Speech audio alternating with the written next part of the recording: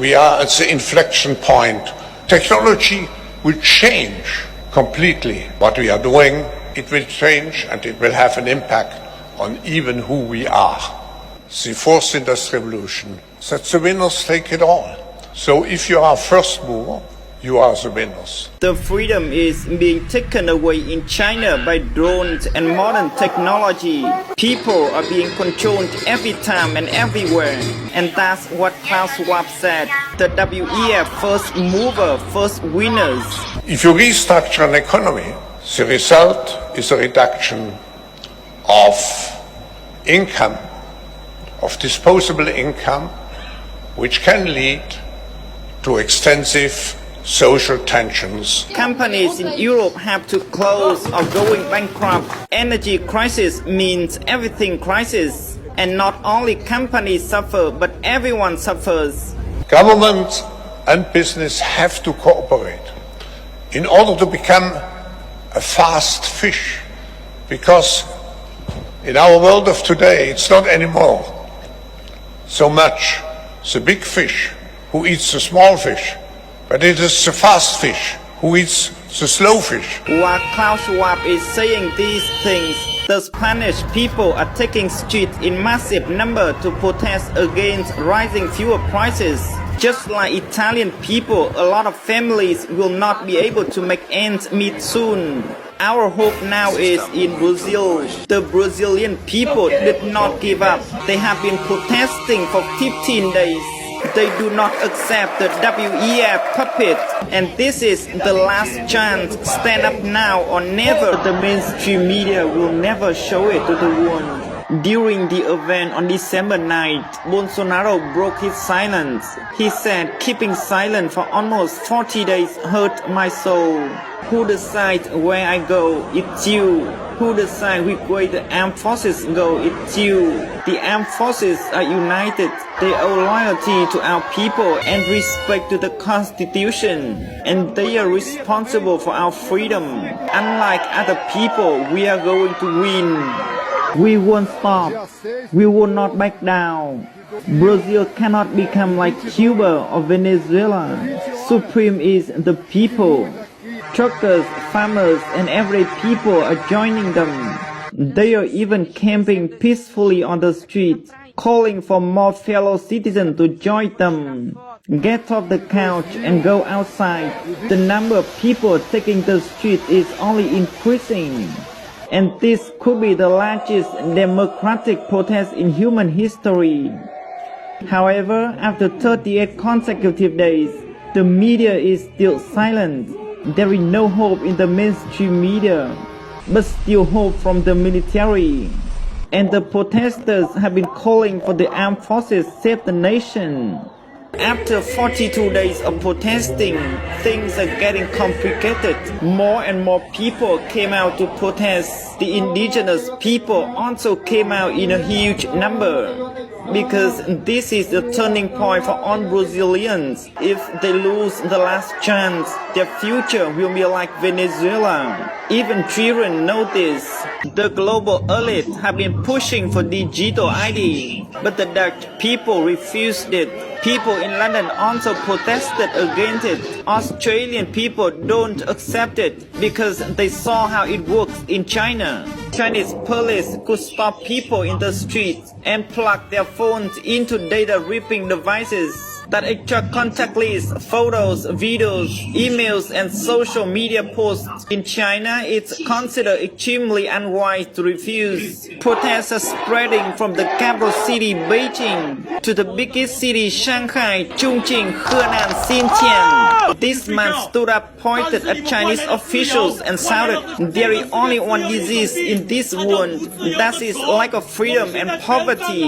We have all of them now. We are still struggling with a small code." He is being called Chongqing Superman for this saying, "Give me freedom or give me death."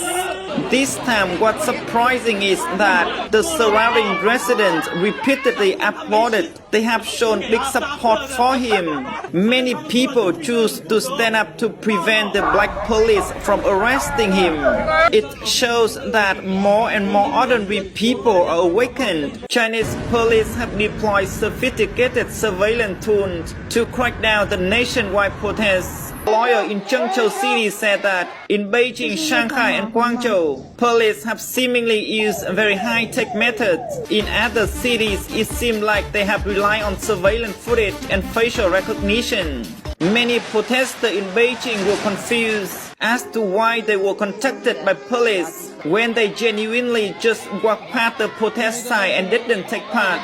Chinese companies are forced by law to ensure compliance. Tech giants like Tencent and Alibaba now have access to far more information than their Western rivals, and they have to share it with the government. In China, people must register their phone number and national ID in order to access online services, including social media. The combination of hardware, manpower, and billions of online transactions a day means the Chinese state has total control over its population. They even developed data management programs like Sharp Eyes, named after a policy designed to encourage citizens to spy on each other.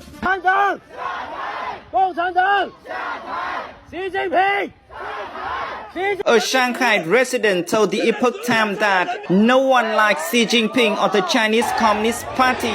The Chinese people are fed up with the CCP policies. Not only the Chinese citizens, but the economy is also being hit hard. By Sunday evening, mass demonstration has spread to Beijing, Shanghai, Chengdu, Guangzhou and Wuhan, where thousands of residents remarkably call for political freedoms. Because after a long time of lockdown, many people cannot make ends meet anymore.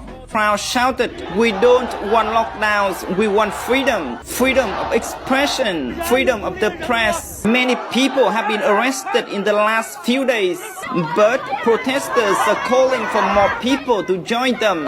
Every conscientious Chinese person should be here to protest. They don't have to voice their opinions, but I hope they can stand with us. Chinese protesters have used blank sheets of paper. Their message to the CCP is that if you fear a blank sheet of paper, you are weak inside. Now the blank sheet revolution has spread to many streets and top universities. Widespread in-person protests are rare in China. Many people were arrested and taken into a police vehicle. Videos show hundreds of people on streets shouting, "Release the people," in a demand for the police to free detained demonstrators. Journalists from Western countries who were at Chinese protest sites stated that they have never seen anything like this in the last 10 years. Chinese Prime Minister Li Keqiang took the VIP from Wonbang and IMF to Huangshan Mountain in Anhui Province. Now suddenly he needs no mask, no social distancing, and just focusing on international cooperation. Even though many people will be free from concentration camp and they don't need to scan the health code anymore.